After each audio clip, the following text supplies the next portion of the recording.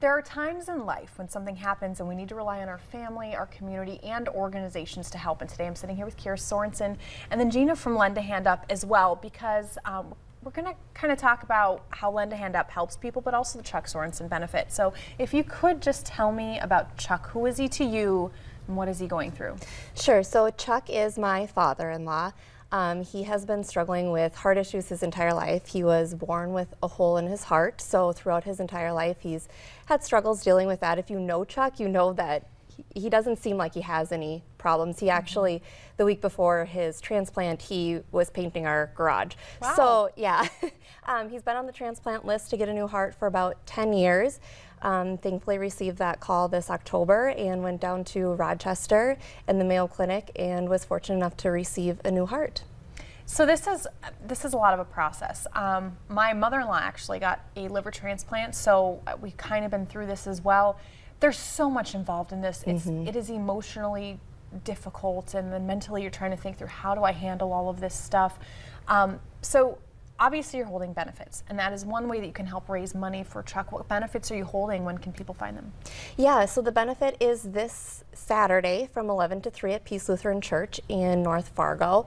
There will be a taco and bag, silent auction, 50-50 raffle, and then Lend a Hand also is holding the silent auction on their website as well, and you can donate right on their page, or you can give money at Bell Bank.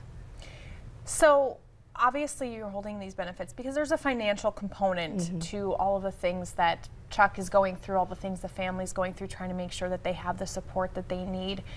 If somebody's thinking like, yeah, maybe I could, get out and make some plans and maybe go help that family or even donate online, what is something you would want them to know about Chuck for them to understand how important this is to your family?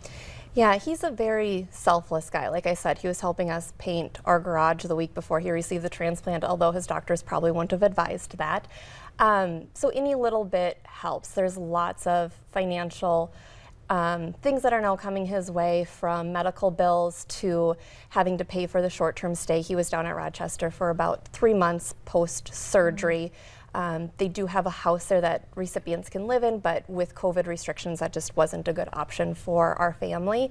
So they did have to rent an apartment for about 3 months, which, as we all know, apartment rent isn't cheap. So those, and then he has lots of return visits. He goes at least once a month down to Mayo for checkups and to meet with his doctors. And every time he goes, obviously, with rising gas prices, that's a added cost. And then the cost of having to stay at a hotel or stay at the Gift of Life house. And a lot of us can look at this and be like, well, yeah, it is expensive. We all have maybe family members that have been through something similar that we can relate to. But I think the biggest, most fundamental level of understanding what you're going through is, how do you quantify life, and he's your life. So you obviously want to make sure that we're doing everything that we can to support that. Now, Gina, Lend a Hand Up gives people a platform for the fundraising, but you also give them a boost. So tell us what you're doing for Chuck's family.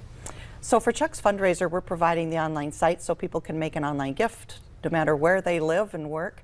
We're providing an online auction tool, as Kira said, so people can actually bid on the auction if they're at the event as well as if they're home. All those auction items are on the site live now through the benefit.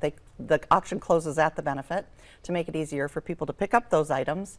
We're also boosting the proceeds 20% so that people's time and gifts go further.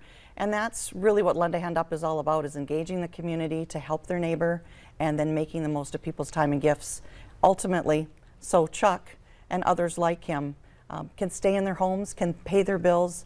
And there's just something about surrounding people with care and support at a benefit that I think is emotionally healing as well, especially now with Donor Awareness Month. What a great time to help Chuck and others on our site who are waiting for that gift of life.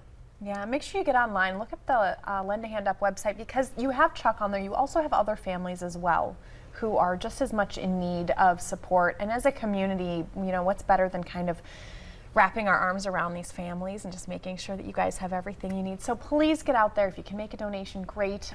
Or even just go to the benefit and show them, that you're there in person to support them. So thank you again, guys. Kira, Gina, thanks so much for coming on and telling us about this. Now stay with us. We're going to have a little more fun after the break, kind of lighten it up a little bit. give you some time if you want to Google that, lend a hand up. You can do that now.